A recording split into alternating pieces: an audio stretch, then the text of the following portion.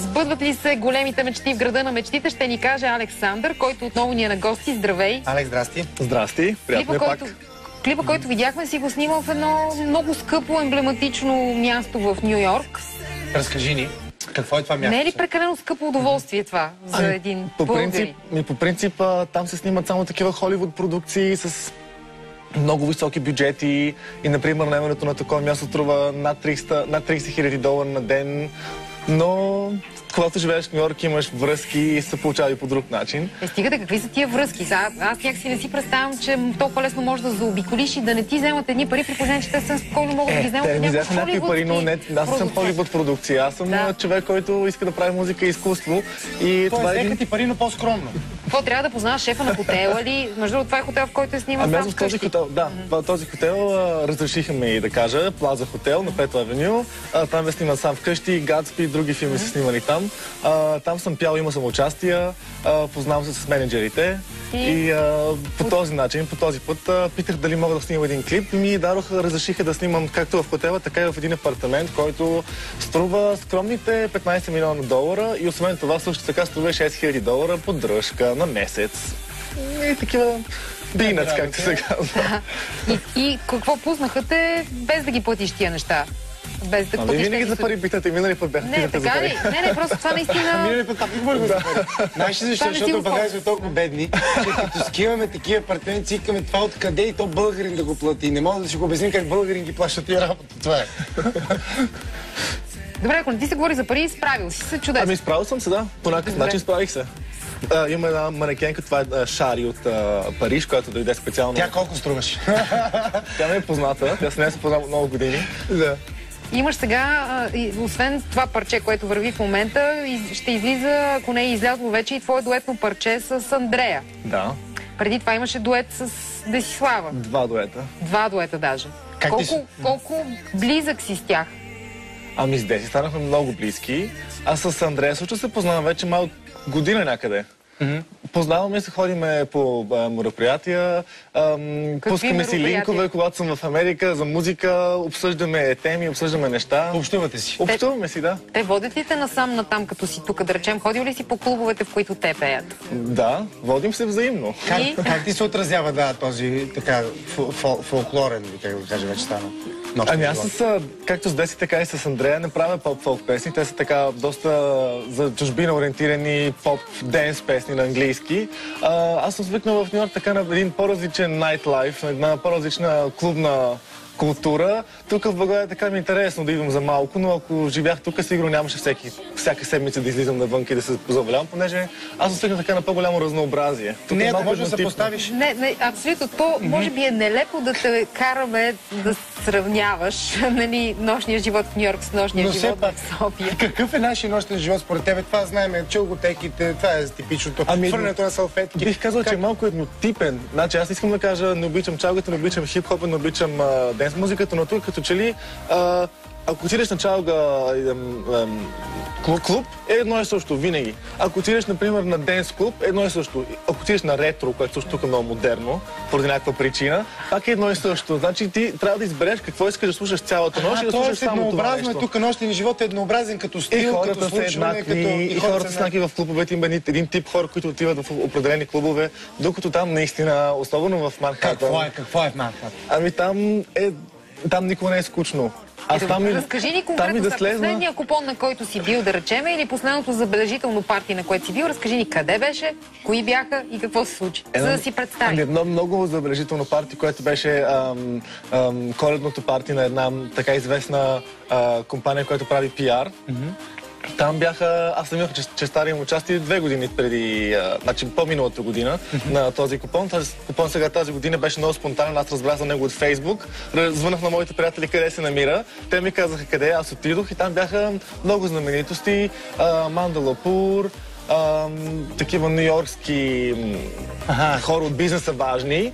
Алкохола беше навсякъде. И free of charge, ясно. Да, сушита, перформанси, всякакви хора, от хипстери до манекени, до милионери, всякакви, всичко така. Да, виждаме тук твои снимки от въпросния купон, нали така? Да, това между другото, това е точно Аманда. Добре, да, понеже ние тук Чакай сега да разберем за Аманда. Да. Да речем, това са хора, с които ти с нея, да речем, колко с нея или с него, да кажем на зрителите, които не знаят, че всъщност това е оригинално мъж, претърпял операция за смяна на пола и от тогава е... Първия. Да, Аманда Лепор. Най-богатият травестит в света казват в ухото, вярно ли това? Ами, щом го казват в ухото, така? Въпросът е да речем аз сама не съм виждал... с нея? Ами, значи тя наистина се скъсва от купони в Нью-Йорк и навсякъде ходи, показва се, фръцка се и не съм виждал дори гола.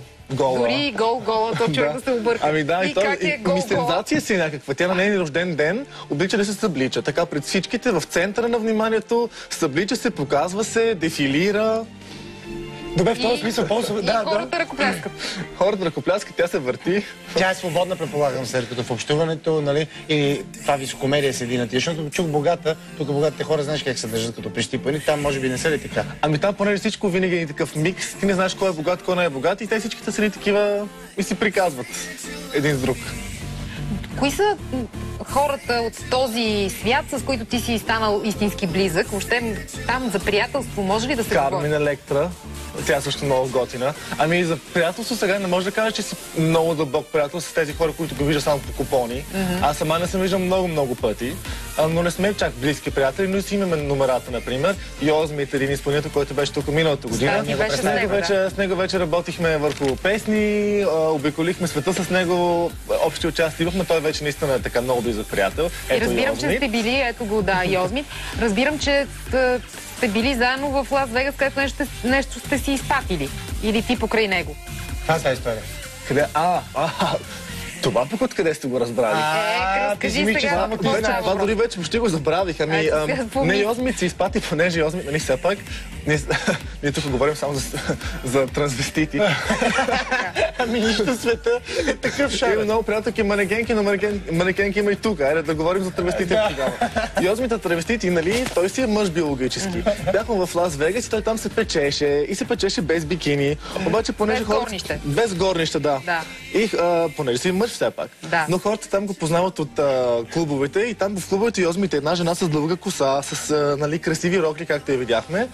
И пристигна полицията да каже на Йозмит да си сложи горището, понеже в Лас Вегас е забранено и щяха да го арестуват. И ние му казваме, не, това е мъж, те не могат да искат да повярват. Чакайте, много лесно се проверява дали е мъж или не е мъж. Провери ти! Точно. Ами от една страна, да, от друга страна пък Йозмит беше така малко арогантен, не искаше много да общува с тях. Каза, аз съм свободна личност. Да, поне хубаво, че няма пол, аз съм свободна личност. Той говори в женски пол. То на английски не се разбира. Той говори за себе си на тя всъщност. Аз тогава казах култовата реч, която тук трябва да кажем едно пип, обаче казах she has a...